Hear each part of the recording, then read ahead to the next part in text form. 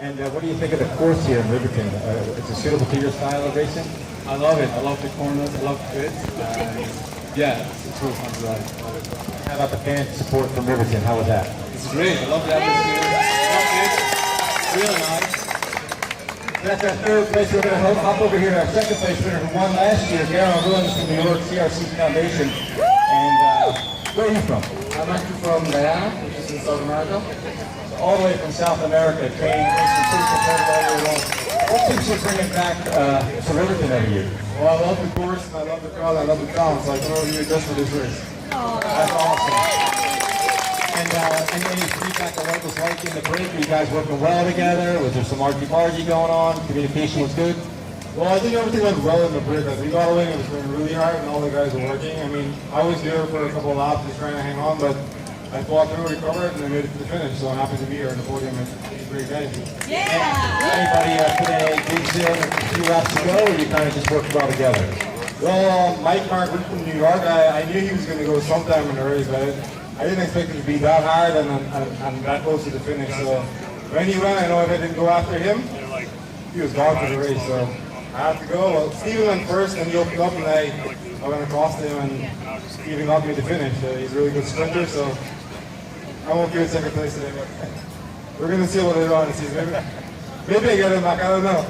So these guys race, they know their idiosyncrasies, they know what their moves are going to be, they understand the rhythm, and they understand each rider's habits, so they know what's going to happen. They try and read the race all the time as they work through that group. And I had a chance to speak to Steven, and unfortunately he said the course didn't really suit him, but obviously he got in the first spot here. What was it about the course that really doesn't suit you?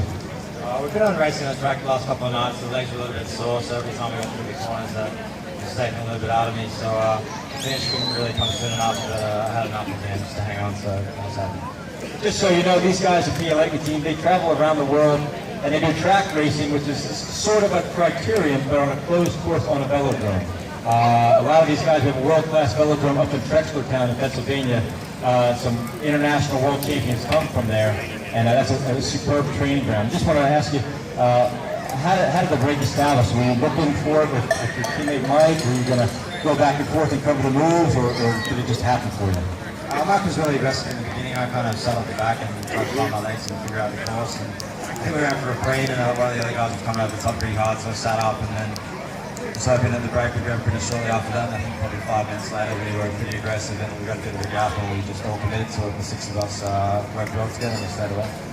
And so what's going through your mind on a course like this? You know the first 10 or 15 laps are going to be super, super hard to kind of establish the rest of the race. What are you thinking as you're going through, and how do you maintain position and plan for that kind of move?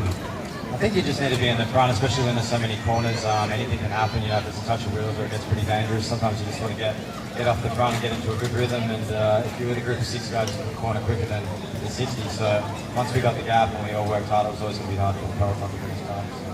Just finally, what about the support here in Riverton, the fans? I mean, it's worked for 7 years to get these people out here. They really enjoy it. Any feedback for the support around the course? Yeah, I love the course here in Riverton. I actually crashed a couple of years ago, so I didn't get to finish, but I won today, and yeah, it's really nice having so much support around the crowd. Well, thanks for coming. We have a celebration with the champagne here, always a great opportunity. Yards brewing for the 6-packs there, and Cooper River Distillery for a bottle of rum for Steven. So let's get this a good opportunity to spray some champagne. Thank you all for coming today, for supporting the Bread of Life, for supporting the historic Riverton Criterium. Congratulations.